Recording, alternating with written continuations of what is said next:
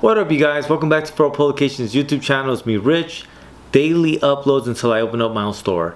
And today I want to talk about Frank Miller Presents. It's a publishing company with Dan Dillow and Frank Miller. And I was happy when this publishing company was announced. Was even more happy when I got the first issue. And then I ended up following them throughout the whole Ronin issue. And I'm pretty sure there's some of those reviews here on this channel, but I was happy when that publishing company came out and when they started to execute. That doesn't mean I bought everything they were publishing, but I loved the outsider art. I loved the transparency that was in there. A lot of that, you know, them talking about them falling behind, and that's why Frank Miller had to ink an issue and all that. And like, it was fresh air in a time when the comic book industry was real flat for me. Like, there was nothing that I wanted to pull, right? It's kind of like this was what heavy metal is now for me, right? Where like, now that heavy metal's out, like that's the draw for me to go to the comic book shop. If that wasn't there, there was really nothing pulling me over there. There's nothing calling to me, right? A lot of the underground stuff that I read a lot on my day-to-day, I buy directly from the creators. Very little of it really filters into the comic book shop. But the Frank Miller Presents stuff definitely was some of that. I was trying to do research, man. I'm trying to figure out like what happened to them. I know that like Abrams now does the distribution, because I thought that for a while, like because Diamond was in limbo, that, you know, FMP didn't really have their distribution channels set up.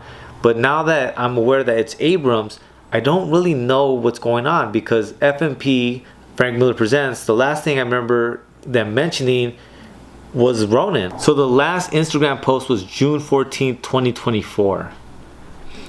And then when you go to the website, when it says latest news, it's an event that they're talking about from July 12th, 2023. And then when you go to Abrams, that's where you can find some of the newer collections, right?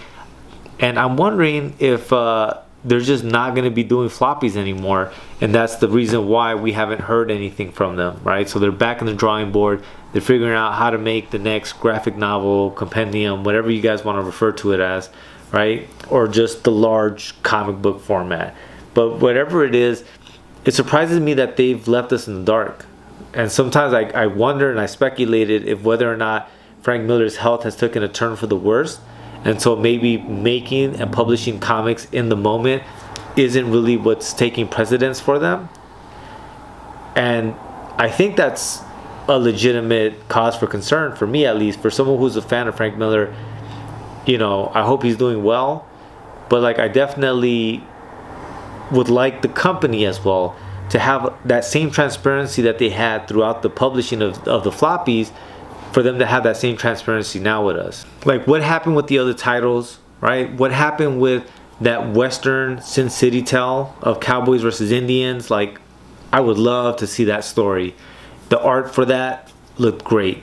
And like I said, I wonder how much of it is maybe the publishing company has hit some rough patches and they might just be thinking better to call it quits, right? Or if it's some sort of restructuring that's going on because Abrams kind of took over the distribution of. Or once again, whether or not it's Frank Miller's health that's, you know, become the center focus for them, and this other thing now seems irrelevant, right? Like, if you're gonna die tomorrow, you probably wouldn't worry about the next comic issue coming out. I definitely dug the work that they were doing prior. I know that one of the last things I remember hearing was that they were going to be doing like a talent search throughout the Comic Cons, trying to find new talent to pull into FMP. That also had me kind of excited to see what kind of outsider art they were going to bring in, because Frank Miller, one of the things that I've really grown more attached to is that as time has progressed, he's kind of subverted mainstream comic book art more and more and more. And I've seen people talking shit about his Wolverine iteration and his Captain America iteration, all that. And so you can see his habits, but also you can see him twisting and turning what people think and believe to be, you know, comic book art or like legitimate comic book art. And so his subversive outsider art, I've loved and gravitated to more than I have in the past. And so I definitely want FMP to come back and to really bring that to the forefront again in comic book industries, right? Because it's one thing for a small publisher to do it. It's another thing for one of the legends like Frank Miller to do it. Because I think once FMP does it, I think that opens up the door for more people to like embrace outsider art, to embrace different storytelling narratives, to also embrace non-traditional Marvel DC comic book characters, right? Or non-superhero genres. I like that Frank Miller has, for the longest time, shown people that comic books can be more than just the superhero genre. When I think of Ronin, that's an amazing sci-fi story. When I think of Sin City, those are amazing noir stories. And when I think of the outsider art that he's really made clear and had people embrace, it's one of those things that just about everything that Frank Miller does is subversive to the comic book industry. And that's one of the main things that I've always enjoyed about Frank Miller's art, is that Frank Miller is an artist who's inside of an industry, like rebelling against that industry and helping to rebuild it. And I think that's one of the things that I've always gravitated to as well, is that he's this like renegade artist that just kind of does what he wants.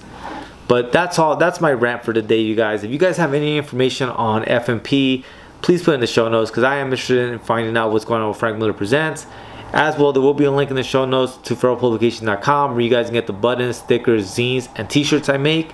Beyond that, you guys, I upload daily, so guess what? I'll see you guys tomorrow. Lates.